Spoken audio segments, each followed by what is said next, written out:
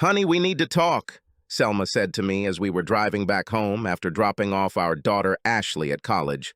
We'll be home in Rocky Mount, North Carolina in an hour, so we'll have plenty of time to talk. It was an uncomfortable ride, though. Yes, I think we should, I replied. I knew what she was going to say.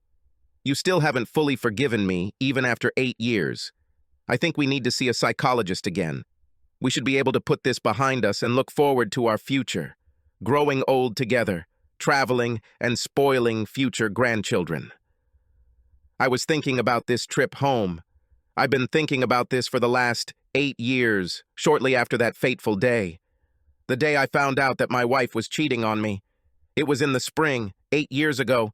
I was running some errands for work when out of the corner of my eye I saw something bright yellow. I looked and saw a new yellow Nissan Xterra in the parking lot of the DoubleTree Hotel. We had just bought this car 6 months before, so the yellow color caught my attention. Parked next to her was a slightly different shade of yellow Pontiac Aztek.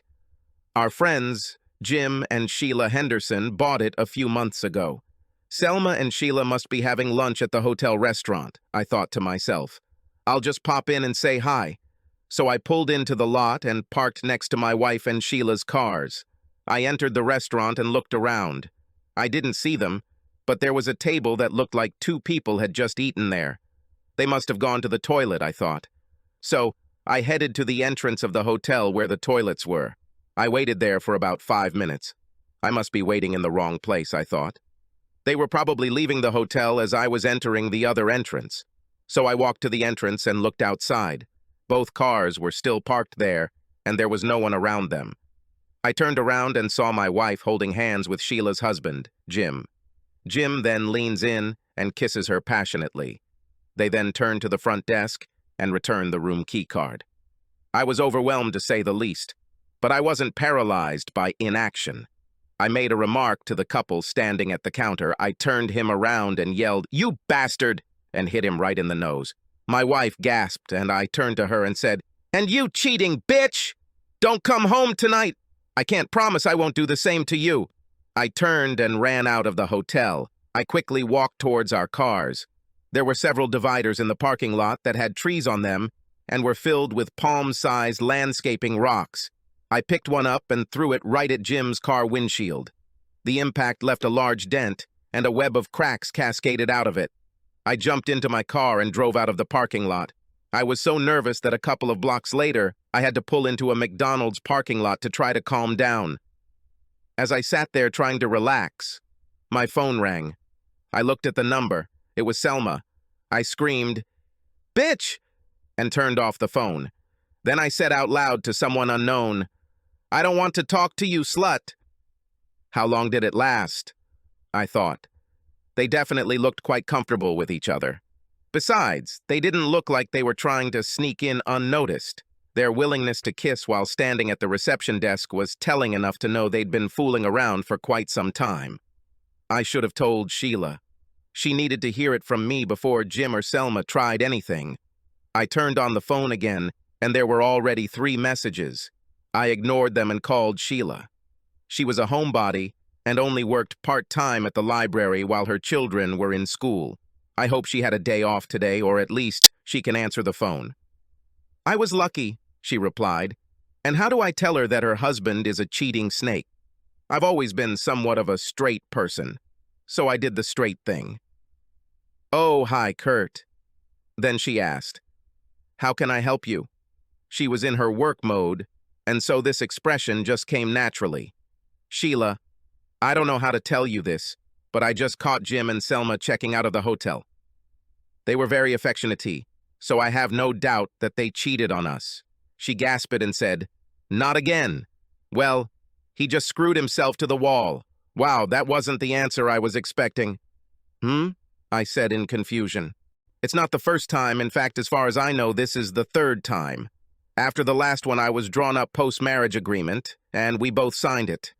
Any deception by either of our parties meant that the scammer walked away with nothing and had to contribute to household expenses and pay child support based on a percentage of income at that time. He will pay the mortgage, child support, and spousal support. He screwed up. I knew it would happen again. but he begged me. He didn't want to be a part-time dad.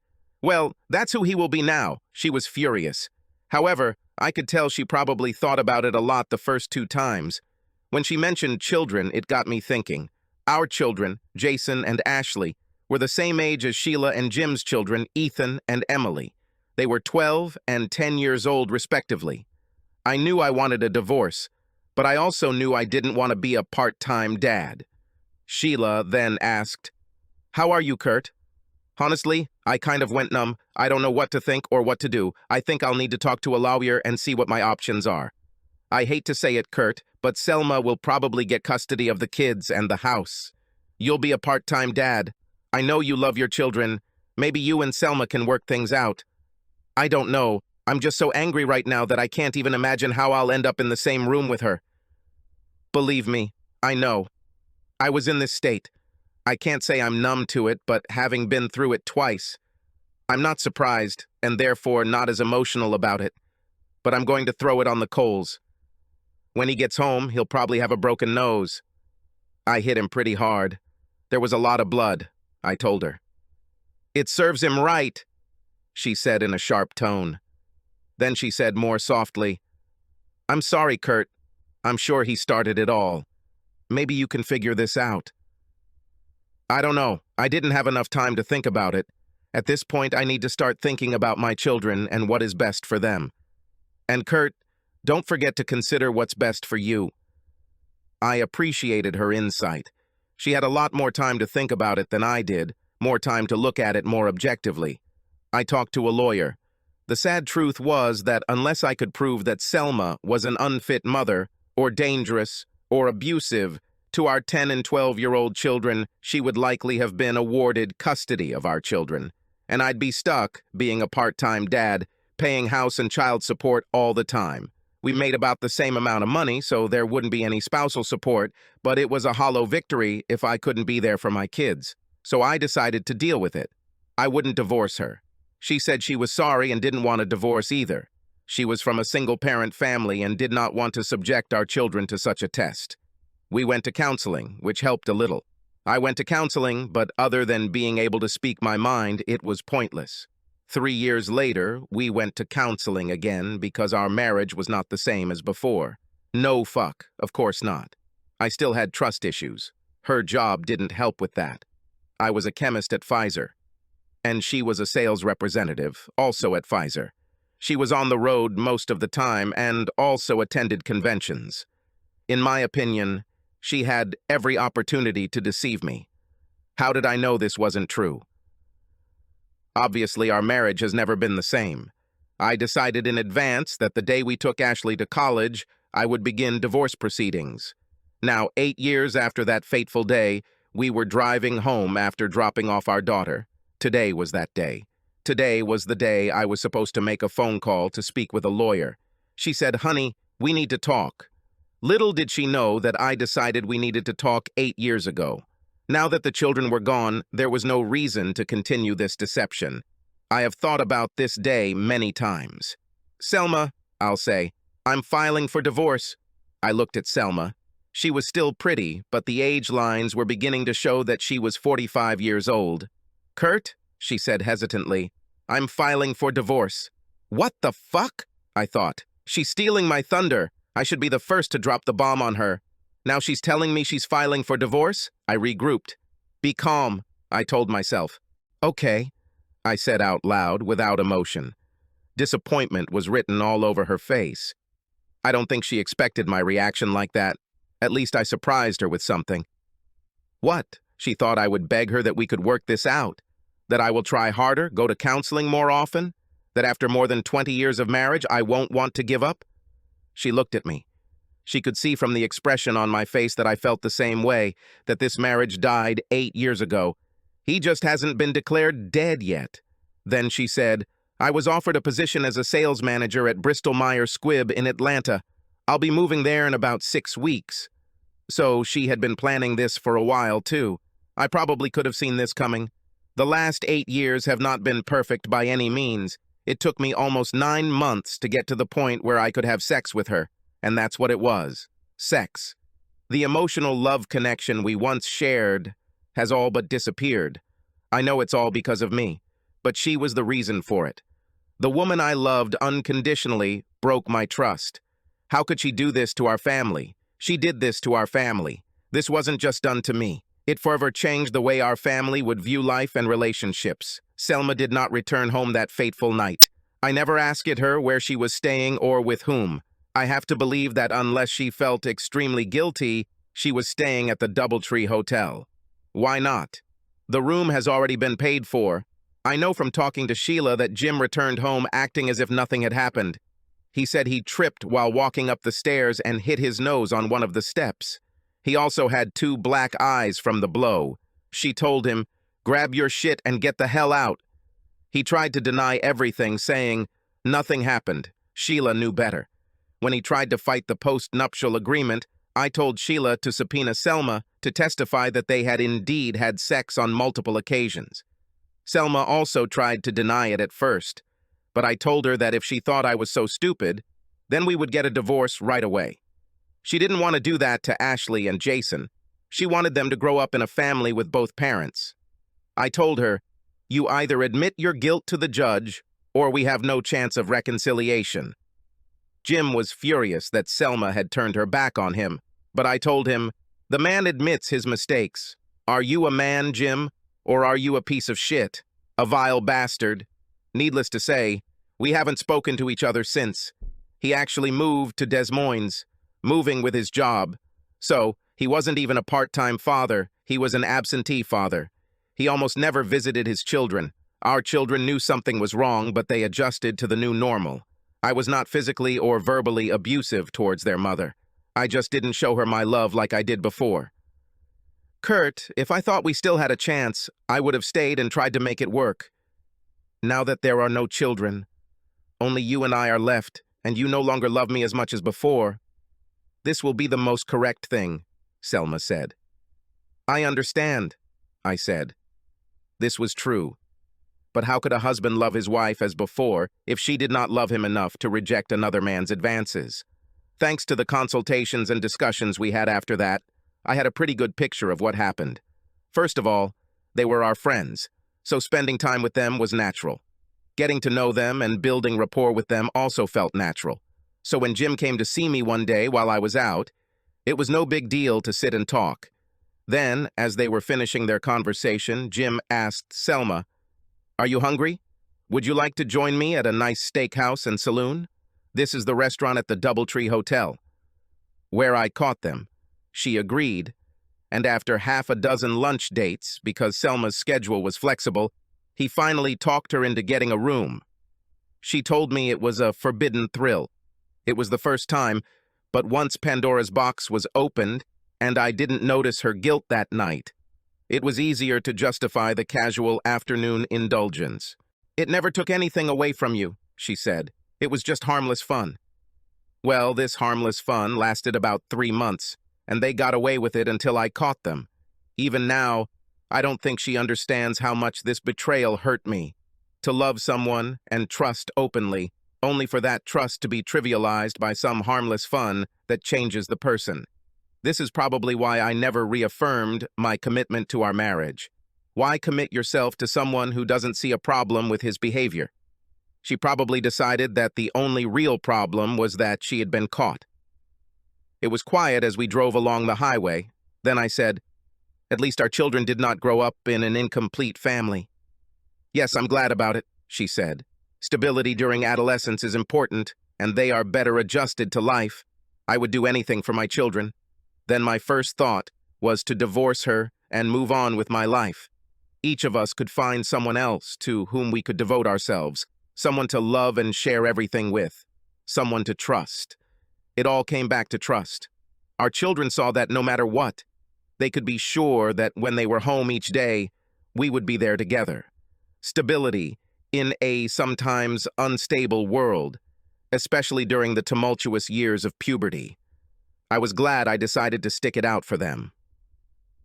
The Henderson children lived through some rebellious times.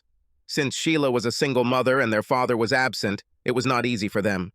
I kept in touch with Sheila. We talked on the phone about once a month or so. Since Jim left, I told her that if she needed anything fixed at home, I would see if I could save her some money. If I couldn't, I would share with her my thoughts on whether to repair or replace. She seemed to value my opinion. I was also pleased to see her children. Our children were the driving force behind our family's friendships. They were in the same classes, so even though they lived in a different area, there were many events we saw them at. I wish we had never started meeting them socially so Selma and I wouldn't be in this situation. However, would it be because of Jim, or would it be someone else? I'd like to believe it was Jim, which would at least give me some faith in the woman I love. I say love, not loved, because I still love her, just not as much or in the same way as before. It's strange how you define or set parameters for this. There are so many types of love, probably as many as there are different types of relationships. However, unconditional love is something I've been thinking about a lot lately. Does such a thing even exist? You could say that you love someone unconditionally, like your children. But if they started to disrespect you or, God forbid, physically or verbally abuse you and be actively negative towards you every time when you interacted with them, would you still love them? What if they told you, "We never want anything to do with you again," and cut you out of their life? Will you still love them unconditionally? Luckily, this is not something I have to agonize over. My relationship with my children is very strong. As if reading my thoughts, Selma said, "I'm glad that we have good children who love us. They have grown into wonderful adults and will one day become wonderful parents, and we will become grandparents." "That's true," I said. "They really did it. They showed respect to each of us and to those around us. They are well adjusted, and I had no concerns about their future. They would immediately integrate into society, taking an active part in making our world a better place to live." As I said before, Sheila's children went through some rebellious times. However, now they seem to be coming to their senses. I pray for them. As I thought about praying for them, I began to think about my faith. I've never been a very religious person, but when Selma cheated on me, I started praying to God. First, I prayed for understanding, then I prayed to make the right decision. Since then, I have been praying for strength to get through this. I know I should probably pray for the ability to forgive Selma, but I haven't seen any real repentance on Selma's part, so I wouldn't be able to make that jump, maybe ever. It might be easier to forgive her when we no longer have to see each other every day. People say absence makes the heart grow fonder. Perhaps separation will make the heart more conciliatory. I asked Sheila what she thought about this. She still has a lot of resentment towards her ex due to the fact that this happened several times. She told me, "There are days when I don't think about him at all." This is probably the closest I've come to forgiveness. It doesn't measure up, I know that. But fool me once, shame on you. Fool me twice, shame on me. Fool me 3 times, I'm just a fool. I wasn't scammed 3 times, but I was scammed for 3 months. This makes the guy doubt his powers of observation. This is probably another reason why I had a hard time trusting Selma after she cheated on me. If she did it again, what would I do? How was I supposed to know? That's why, as I sit here heading home, I'm thinking about how to trust again not only Selma, but any woman who may appear in the future. Once bitten, twice shy, so goes the saying. I know myself, and this expression will definitely become part of my personality in the future. Just another piece of my luggage that I will probably carry with me for the rest of my life. "We will need to decide what to do with the house and everything in it," Selma said. "They will put me in a furnished apartment for 6 months until I get settled, so I won't need any furniture, although I may need some when I get my own place. Some furniture." The whole house was filled with things she simply had to have. She could take it all for all I care. It will just be a reminder of her after she's gone. I didn't want this. What I wanted was to forget her. If I could forget her, I could forget what she did. We never forget, do we? I thought to myself. She will always be there, somewhere in the back of my mind. "You can take everything." "I don't want any of this," I said rather sharply. It was the first real emotion I expressed during the entire trip. "Don't you want anything?" she asked in a surprised tone. "No." "I'm starting all over again. with a clean slate, with a new canvas, to paint a different picture, I told her. Out of the corner of my eye, I saw sadness on her face. Do you hate me that much? She asked. No, I still love you. I will always love you in some way. But this chapter of my life is almost over. Time to start a new one, I declared. What about the children? She asked. Oh, they'll be there. In fact, they will be an important part of the new chapter, hopefully having children of their own soon. I intend to spoil my grandchildren, I said. It would be great to have grandchildren. I cannot wait. But first, they both need to finish college and find true love, she said. True love, I thought to myself. Does such a thing exist? Do we have kindred spirits? I thought Selma was my true love and my soulmate for life. It turned out that she had only been like this for about 15 years. Perhaps she never was like that. Perhaps it was all a pipe dream. It all went up in smoke in a matter of seconds, 8 years ago. We drove on in silence. After about 15 minutes, she said, I'm really sorry. For what? I asked. For everything, she answered. For all. How can someone regret everything? Did she regret that we had ever met? Did she regret that we started dating? Did she regret that we fell in love? Did she regret that we got married? What about children? Did she regret having them? Did she regret having the affair or that I caught her?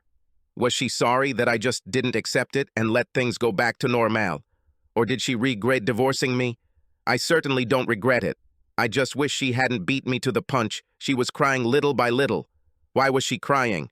It was she who decided to get a divorce. Me too, but she didn't know that. I think she cried because I took it so dispassionately, as if I didn't care. I didn't care. This worried me a lot. I was very concerned that I had wasted 8 years of my life waiting for my children to leave home. I really cared that I had gone all in with a woman who couldn't stay faithful to me. I really cared that all my life plans were ruined because she had to have a little harmless fun. I let her cry. I said nothing. I drove on in silence. For me, it was a calming silence. She didn't know what else to say, and I didn't want to tell her anything other than maybe, I hope someday you'll understand what you gave up, just so you could have some harmless fun. We arrived home and entered the house. She stayed downstairs while I went up to the master bedroom and began moving my clothes into Ashley's bedroom. Ashley pretty much took all of her stuff so she could have it in her dorm room. This room will last until Selma moves out, and then I'll go back to the master bedroom. We would put the house on the market, but in today's market, we would be lucky enough to sell it within 6 months, God willing. We took out a home equity loan last year before the property market crashed, so we'll be lucky to get what we owe from him. At least the children's education was funded for at least the next couple of years. Selma was in the kitchen, preparing dinner, I suspect. I was almost done moving all my stuff when she came upstairs. What are you doing? She asked dejectedly. She saw perfectly well what I was doing. I'm moving my things to Ashley's room, I said matter-of-factly. She looked at me and then asked a stupid question. Why? I turned away to put the last socks in the dresser and just looked at her. You didn't have to do that, she said. We could spend the next 6 weeks in the same bed. It will be best this way, I said without any emotion in my voice. Nothing should change, she said. We could still act like a normal married couple. For the last 8 years, we have not been an ordinary married couple. Of course, there were times when we laughed, had fun, and did what every married couple does. There were even good times during these years. There were times when I didn't even think about betraying her, but whenever we started doing something physical and sexual, the memories always came back. Our lovemaking was good, but it was never great after that. Deep down, I've always held back. I'm sure she felt it too. Selma, I said, in 6 weeks you will leave, but to tell the truth, you left me 8 years ago. I know it hurts. I saw it in her face. If she had any doubts about her decision to divorce, they are now gone. She knew I had no reservations. It was the right decision for both of us. She hesitated, turned, and then said, Dinner will be ready in about 15 minutes. The next 6 weeks were filled with packing. We spoke with a realtor about selling our house. He said that in the current market, a sale could take up to 6 months or more. I would stay until the house is sold. Breaking news to children was something we did together. We went to each of their colleges and took each of them to a nice restaurant. Jason took it the hardest. We all got wet-eyed when we discussed divorce. It would be friendly. Even though we still love each other, we have grown apart, we told him. He will find out the truth a couple of months later when he asks me why we are getting a divorce. I couldn't lie to him, and I told him everything. Ashley's reaction surprised us both. We sat down and started eating. She could tell something was wrong. We asked Jason not to tell her anything, but I'm sure he mentioned something that got her into that mood. Selma said, "Honey, we need to talk." She answered, "Yes, I think we should." There wasn't much emotion in her voice. "Honey, it's not easy to say." She hesitated and then said, "Your father and I are getting a divorce." After a second or so, she said, "Fine." I had a flashback from 8 years ago. My daughter was more like me than I realized. She dealt with the situation stoically, completely without emotion. This attitude caused Selma to stutter when she tried to console Ashley. Ashley said, "I understand, Mom. I'm not a little girl anymore. I can handle this. I thought we protected our children from our problems 8 years ago." These comments from her made me think that no matter how hard we tried to hide it, she knew. Perhaps she overheard our argument and kept it to herself all this time. I felt sorry for her. She shouldn't have had to worry about the problems we were having at such a young age. The rest of the meal passed in a somber mood. She really seemed to agree with all of this. We were the ones who had a hard time dealing with our daughter's reaction. The day came when Selma left for Atlanta. We said almost nothing. She told me, "I still love you." I told her, "I wish you success in your work and in your life." Then she said, "If you need anything, let me know." Selma, we will see each other at special family moments, graduations, weddings, and the birth of our grandchildren. Let's be cordial and pleasant to each other. Of course we will, Kurt, and we'll both spoil our grandchildren like we always planned. I smiled and said, "I know that we will do so." She smiled at this too. It was a little surreal wandering around the empty house that night. She took photographs, trinkets, and a few pieces of furniture, as well as her clothes and jewelry. This made the house seem emptier than it actually was. However, to be fair, she took some things out of the house 8 years ago that made it seem emptier back then too. Weeks turned into months, and finally the divorce was granted. No fanfare, just a letter in the mail saying I was now a single man. I didn't celebrate as much as I could. I felt like I had somehow failed. I haven't heard anything from Selma, but I'm sure she received the same notice. There was probably nothing special about it. I'm sure she's already moved on and started dating again. However, I was in no hurry. Ashley called me the next week. I think Selma must have called her. Ashley wanted to sit down and talk to me. I told her, "Of course, honey. Can you come home this weekend? Then we can talk." "Yes, Dad. I'll be home on Friday evening." As we sat down for our conversation, she told me something that made me sad for my daughter. "Dad, I knew something was wrong more than 8 years ago. I overheard you and your mom arguing. I didn't understand this at the time. You accused her of cheating. Even earlier, I knew that cheating was wrong. I just couldn't understand why it was so important. I didn't understand this until a few years later you were screaming about your mom cheating on you with another man. I also heard that you won't get a divorce for Jason and me. We discussed everything that happened. She understood what I did and why. She told me she never told Jason. She knew Jason couldn't handle it. He idolized his mother. My daughter was an amazing person. She would be a great mom. 3 years later, I finally met the woman who completely changed my life. I was 48 years old and a little hesitant about getting involved with someone. I met a 40-year-old woman named Jackie. She was a divorced woman with 2 children, actually grown up, 18 and 20 years old, a girl and a boy, respectively. 6 years ago, she decided not to wait for the children to grow up and divorced her unfaithful husband. When we first started dating, having been set up on a blind date, we both still had trust issues. I didn't want to waste her time, so on the first date I told her all about my past failure and told her, I have trust issues because of this. She looked at me with tears in her eyes and said that she understood completely. We moved slowly, trying to keep ourselves safe, but at the same time, trying to open up to each other, little by little.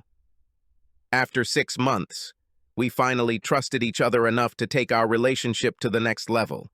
To say I was nervous would be an understatement. She was the first woman I had been with other than my wife in over 25 years. We clumsily made our way through it, laughing from time to time at the awkwardness of various situations. However, we finally found our rhythm and spent a few enjoyable hours exploring each other's bodies and what we each liked and didn't like. Our relationship progressed, and her children, Aaron and Julie, seemed to accept me and even love me. My children met her, and her children, and liked them too. Our kids even started going out for fun together and seemed to get along. I couldn't be happier. After 2 years of dating, we got married. It was a small ceremony, but it was joyful.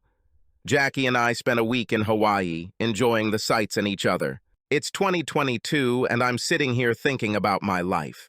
Jackie and I just welcomed our 3rd grandchild into the world.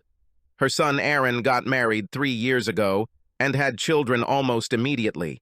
Not to mention her daughter Julie got married 18 months ago and has already given birth. It made me think about my own children, Jason and Ashley. Jason had 3 serious relationships, but when women started pressuring him for commitment, he couldn't handle it. Each of them broke up with him, looking for someone with whom she could spend the rest of her life. Ashley got married 4 years ago, but was adamant that she would not have children. Her husband didn't feel the need to change that. He liked their freedom. So, I spoil my grandchildren from my second marriage. I don't know if I will ever have grandchildren from my own children. After talking to Jason and Ashley, I'm a little doubtful about this. I don't see Ashley changing her mind, and I think Jason will remain single for life. Selma never remarried, preferring to date instead, although as time went on, her boyfriends became older and older than her. She continues to pester Jason and Ashley about their grandchildren. I think she will continue to be disappointed, both in anticipation of grandchildren and in her single life. I ran into Sheila last week. She told me that she has already been a grandmother 5 times. Her children were both married and led wonderful lives. It appears that after their tumultuous teenage years, they have settled down, gotten degrees, gotten good jobs, and found their soulmates. Hearing this made me think, did I do the right thing with my children? Did 8 years of marriage, just for the sake of the children, cause irreparable damage to their psyche? Is this why one cannot make a commitment and the other does not want to bring children into this world? I just don't know, but one thing keeps coming back to me. This is what Sheila said on that fateful day. I said, at this point, I need to start thinking about my children and what is best for them. She answered, and Kurt, don't forget to consider what's best for you. I wonder how my life and the lives of my children would be different if I followed this advice. Subscribe to our channel so that your second chaff doesn't cheat on you, and go ahead and listen to the next story, because this story is nothing compared to the next one. If you're under 18, don't even think about listening to the next one.